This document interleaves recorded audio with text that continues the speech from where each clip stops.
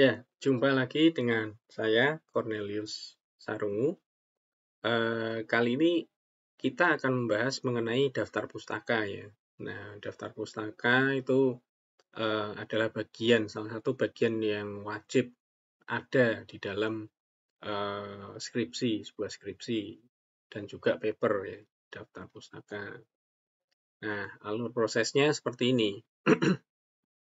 Jadi yang pertama adalah mencari referensi dulu. Nah, mencari referensi ini kategorinya ada beberapa ya, nanti kita lihat ya, ada paper, buku, dan sebagainya.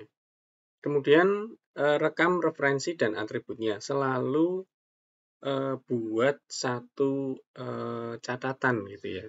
Anda bisa buat di dalam Excel. Rekomendasi saya sih dalam file Excel. Itu Anda catat atribut-atribut yang perlu gitu, seperti judul, tahun publikasi, pengarang, kemudian isinya misalnya, abstraknya dan sebagainya, ringkasan abstraknya. Nah, kalau semua abstraknya dimasukkan ya banyak juga. Nah, itu usahakan dicatat dengan rapi, diarsipkan gitu. Supaya nanti dalam penulisan penelitian Anda itu jauh lebih termudahkan. Nah, kemudian penyesuaian format. Nah, nanti sebelum disimpan, misalnya dapat file mau disimpan itu disesuaikan dulu format penamaan filenya. Kemudian penambahan ke daftar pustaka. Nah, ini format juga terkait dengan format ini ya, format penulisan gitu, penulisan daftar pustaka. Jadi ada, kalau di BINUS online itu antara laporan skripsi dan paper formatnya berbeda. Di laporan skripsi kita menggunakan format APA 7. Jadi APA 7. Nah, kemudian kalau di paper kita menggunakan format IEEE. Ini berbeda sekali dan kelihatan sekali ya di dalam penulisan daftar pustakanya itu. Kalau modelnya APA 7 dia tanpa nomor, kemudian baris pertama menjorok ke kiri. Nah, kalau IEEE dia nanti ada penomorannya gitu. Nomor 1, 2, 3 dan seperti itu. Nanti format citation-nya juga berbeda gitu. Nah, kemudian setelah penyesuaian format, kita tambahkan ke daftar pustaka. Lalu terakhir adalah penambahan kutipan yang ada di dalam laporan ya. Jadi ini kita menulis sesuatu misalnya. Kemudian ini didasarkan dari pendapat peneliti A. Nah, itu kita ambil dari papernya yang berjudul XYZ misalnya, penelitian mengenai XYZ dan sebagainya. Nah, itu nanti ada formatnya juga gitu, menyesuaikan style atau gaya yang diterapkan. Tadi kayak APA 7 atau IEEE. Terkait style ini ada banyak sekali ya, ada banyak sekali style penulisan gitu. Kadang-kadang kalau kita mensubmit ke jurnal, nah ini kadang-kadang jurnal itu ada yang punya stylenya sendiri juga gitu. Nah, ini yang agak repot, agak bikin repotnya. Tapi rata-rata kalau jurnal lokal itu kalau conference ya. Kalau jurnal lokal itu rata-rata memang ada yang ngikut ke IEEE misalnya, ada yang ke APA 7. Nah, ada juga yang pakai gayanya sendiri gitu. Jadi biasanya mereka pasang template yang kita harus download. Nah, di template-nya itu mereka taruh gaya mereka sendiri gitu. Nah, kalau conference itu rata-rata conference yang pernah saya ikuti ya, Saya udah ikut berapa conference dari tahun 2020. Ya karena sponsornya IEEE, formatnya enak banget. Ikutnya IEEE gitu. Nah, dan itu di situsnya IEEE sudah ada template-nya. Nah, pertama pencarian referensi. Ini dari kerangka penulisan yang ada, cari topik-topik terkait di situs-situs jurnal. Anda dari mana mencari referensi? Ya, di situs-situs seperti ini. Misalnya ini yang gratis ya, gratisan. Itu scholargoogle.com. Nah, Google Scholar ini banyak sekali. Karena peneliti-peneliti itu juga mencantumkan gitu ya, memasang identitas mereka dan karya-karya mereka di Google Scholar masing-masing. Jadi kita bisa searching. Nah, kadang-kadang dari situ kita bisa track. Nanti Google Scholar itu hanya sebagai awal saja gitu. Jadi pijakan awal, kemudian nanti dari situ Anda bisa nge-track. Oh, ini ada paper yang cukup bagus. Nah, kemudian baru Anda searching lebih lanjut. Nanti akan mengarah ke tempat-tempat yang bisa di-download gitu. Karena Google Scholar biasanya hanya memuat data tekstualnya saja gitu, data karena dia hanya merekap data gitu ya. Data ini karya peneliti A. Biasanya mereka juga punya email kan, email Google. Nah, itu peneliti A punya karya apa saja. Nah, itu data tekstual karyanya aja gitu. Tapi bukan file PDF-nya gitu, bukan. Nah, kemudian ada SiteShare, IST.psu.edu, lalu freefullpdf.com, Skyhub ini juga terkenal. Nah, archive ini banyak paper-paper yang nggak termuat di jurnal ya, tapi termuat di sini. Dan itu bukan paper ecek-ecek gitu ya, tapi benar-benar paper-paper serius tuh. Saya juga agak heran kenapa mereka nggak tertarik, banyak yang nggak tertarik untuk lempar ke jurnal tapi justru lempar ke sini gitu. Berbobot sekali, terutama untuk yang teknologi-teknologi terkini ya, machine learning, AI, IoT gitu. Nah, kemudian untuk situs-situs berbayar ini Science Direct, EBSCO, Springer, IEEE, lalu ACM.org. Nah, itu hosting paper-paper juga gitu. Tapi bayar biasanya. Nah, biasanya kalau Science Direct ini ada sebagian yang free, yang bisa kita download free. Nah, tapi kalau biasanya kalau ada yang bayar, nah ini saya searching di tempat lain. Nah, misalnya yang seperti ini di ResearchGate. Kadang-kadang di ResearchGate itu kan kayak Facebook-nya para peneliti gitu. Nah, kadang-kadang ada peneliti yang bermurah hati, dia mengupload PDF dari karyanya dan bisa di-download. Kalaupun dia nggak upload, kadang-kadang kalau kita inbox, kita message, minta tolong untuk di-share, kadang-kadang ada yang nge-share juga gitu. Saya juga pernah minta, kemudian dikasih. Dan kita harus say thank you gitu ya, agar menjaga kesantunan gitu. Nah, Neliti.com ini banyak paper-paper lokal, karya tulis ilmiah lokal gitu. Ini memang Indonesia gitu ya. Nah, kemudian e-resource Perpusnas, milik Perpustakaan Nasional, bisa diandalkan juga. Akademia. Nah, kalau paper lokal, dua ini oke banget gitu ya. Kaya sekali. Kalau untuk paper luar, itu Akademia dan ResearchGate. Nah, sama ini, paling Skyhub dan Archive yang free ya. Nah, untuk hands-on, nah ini hands-on Anda bisa lakukan sendiri ya. Buka salah satu situs yang menyediakan paper gratis, nah cari 1-2 paper sesuai topik skripsi. Kemudian buka situs Science Direct, lakukan pencarian, buka ResearchGate. Nah, kemudian ini, untuk ketika Anda dapat PDF, itu buat folder di simpan dengan rapi gitu. Folder skripsi, biasanya saya kasih nama tahun di depannya, 2024 skripsi gitu. Nah, kemudian buat subfolder, folder di dalamnya itu paper referensi. Jadi satukan file-file skripsi itu di dalam satu folder. Kemudian di dalamnya ada subfolder namanya paper referensi. Nah, setelah papernya di-download, disimpan di dalam folder paper referensi ini. Nah, usahakan namanya juga diformat gitu.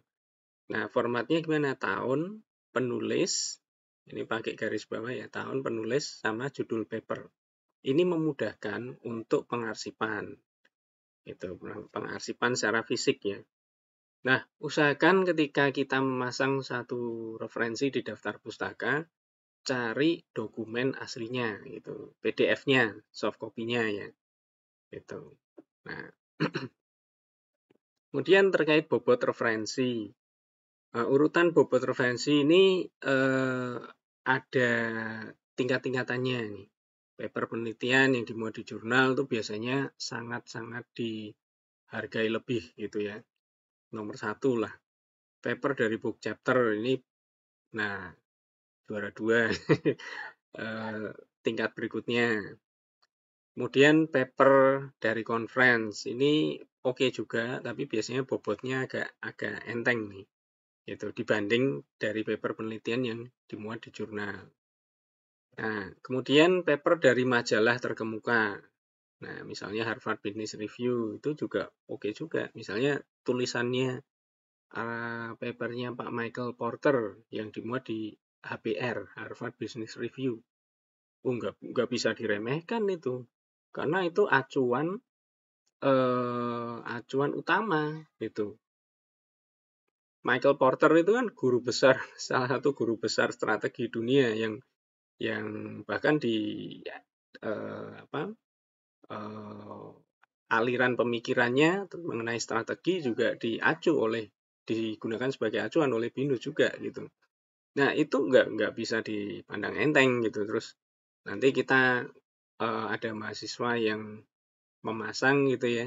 Ini di papernya Pak Michael Porter, tapi ngambilnya dari Harvard Business Review. Nah, terus kita, wah ini nggak boleh, ini online, nggak bisa. Nggak bisa gitu. Jadi kita harus lihat nih siapa penulisnya, isinya apa gitu. Ini paper utama, acuan utama atau enggak gitu. Nah, karena Harvard Business Review ini online ya.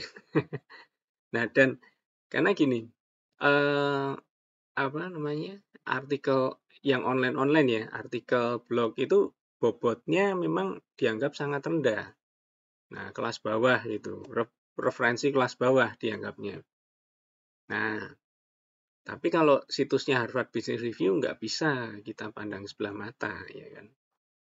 Nah, kemudian bobot berikutnya, ini skripsi, tesis, disertasi, nah ini juga oke. Lalu selain itu, berikutnya laporan riset tahunan. Jadi ini saya urutkan berdasarkan tingkat kepentingannya gitu ya. Nah, makin atas makin penting gitu. Nah, makin bawah makin dianggap nggak penting. Laporan riset tahunan atau quarterly institusi, lembaga audit, universitas, biro statistik, nah BPS. BPS itu sumber referensi yang oke juga. Data biasanya banyak didapat dari situ. Kemudian acuan ke laporan-laporan tahunan, statistik tahunan gitu ya. Kemudian buku teks dan sebagainya itu sebenarnya juga cukup penting gitu. Nah, lalu artikel online. Kalau artikel online ini biasanya banyak reviewer jurnal yang langsung mengkritisi. Wah, ini kok banyak online-nya gitu. Nah, banyak juga jurnal yang mensyaratkan aturan 70-30 gitu. Jadi 70% di daftar pustaka itu harus paper penelitian yang dimuat di jurnal. Nah, 30%-nya terserah mau buku, mau skripsi. campuran ya, 30% sisanya itu campuran antara skripsi, laporan riset, buku, artikel online, dan sebagainya. Nah, tapi kalau ada ngutip blog itu sangat dianggap sangat tidak bagus. Biasanya langsung disuruh ganti gitu ya. Ini tolong diganti sumber lain deh kalau bisa, ini kurang karena dianggap kurang valid gitu informasinya. Nah, ini juga urutan ini menunjukkan validitasnya. Validitas itu secara ilmiah makin ke atas nih makin dianggap valid gitu. Nah, kemudian untuk mengikuti standar yang bagus, usahakan referensi dalam daftar pustaka minimal berjumlah 20. Jadi usahakan 20 buah gitu daftar pustaka. Nah, 70% dari 20 tadi itu merupakan paper dari jurnal, baik lokal maupun internasional. Nah, semakin banyak porsi jurnal internasional, biasanya dianggap semakin baik. Berikutnya aturan penulisan referensi dan kutipan. Nah, dalam penulisan referensi dan kutipan ya, pastikan setiap referensi yang dimasukkan ke dalam daftar pustaka memiliki relevansi langsung dengan konten yang Anda tulis dalam skripsi Anda. Jadi yang kalau Anda biasanya kita masukin dulu semua gitu ya. Nah, nggak apa-apa. Nanti yang nggak terpakai, yang nggak kita kutip di dalam, nggak kita acu, nggak kita refer gitu ya dari dalam laporannya, itu langsung kita coret aja, kita hapus gitu. Nah, format penulisan, referensi, dan kutipan ini mengikuti format yang sudah ditetapkan di universitas atau fakultas ya. Biasanya per fakultas, masing-masing fakultas sudah menyiapkan template standarnya sendiri-sendiri gitu. Kemudian, nah ini hands-on penulisan referensi Anda bisa lakukan. Nah, saya biasanya memakai situs ini, citationmachine.net untuk referensi. Ini alternatif yang sangat-sangat apa ya istilahnya mudah digunakan gitu. Nah, dibandingkan Mendeley. Dan ketika format itu berubah dari satu format ke format lain, ini enak banget, enak sekali di Citation Machine ini. Karena tinggal mengganti pilihan stylenya aja, itu nanti semua daftar referensi ikut berganti.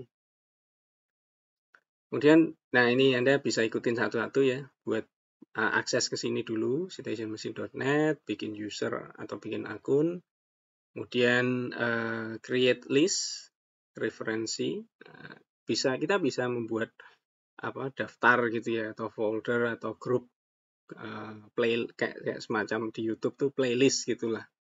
Nah, untuk mengelompokkan referensi-referensi kita, nah, bikin dulu groupingnya tadi, playlistnya, reference list lah istilahnya. Nah, lalu baru ketika Anda sudah menemukan paper, nah nanti Anda tambahkan di dalam list tadi itu. Jadi Anda pengarsipannya bisa spesifik. Nanti cari ya, ini list paper untuk AI yang neural network untuk gini, oh ini gitu. Ini paper untuk bioteknologi yang nulis bareng dosen-dosen jurusan lain, oh ini gitu. Nanti paper yang lain lagi, oh ini skripsi ya. Foldernya itu sudah ada sendiri-sendiri atau listnya sudah ada sendiri-sendiri. Nggak campur baur gitu ya. Nah, lalu Anda bisa coba cari paper baru di search engine-nya citationmachine.net. Dia punya search engine di mana kita bisa mencari paper juga di situ. Dan saya sering gunakan gitu. Masukin keyword, kadang-kadang keluar paper yang kita nggak duga gitu. Ternyata bagus. Jadi setelah kita klik gitu. Nah, cuman search engine-nya Citation Machine ini itu mirip Google Scholar. Jadi hanya sebagai pijakan pertama saja. Karena dia cuma nyimpen data tekstualnya aja. Dia nggak nyimpen arsip PDF-nya. Nah, begitu dapat, oh ini papernya ini nih. Nah, saya biasanya copy paste judulnya, saya search di tempat lain, di ResearchGate, di Akademia, di Skyhub gitu. Nah, kemudian Nah ini, Anda bisa lakukan latihan konversi format APA7 ke IEEE dan sebaliknya. Nah, lalu Anda bisa coba juga mengcopy daftar referensi tadi ke file Word yang kosong. Jadi, ketika daftar referensi sudah final di citationmachine.net, kita bisa copy all. Copy seluruhnya langsung ke Word. Copy dari citation machine, di paste atau di paste ke Word. Langsung jebret, rapi. Gitu. Nah, Oke, untuk penulisan referensi, kita cukupkan dulu sampai di situ. Sekian dan terima kasih, selamat belajar.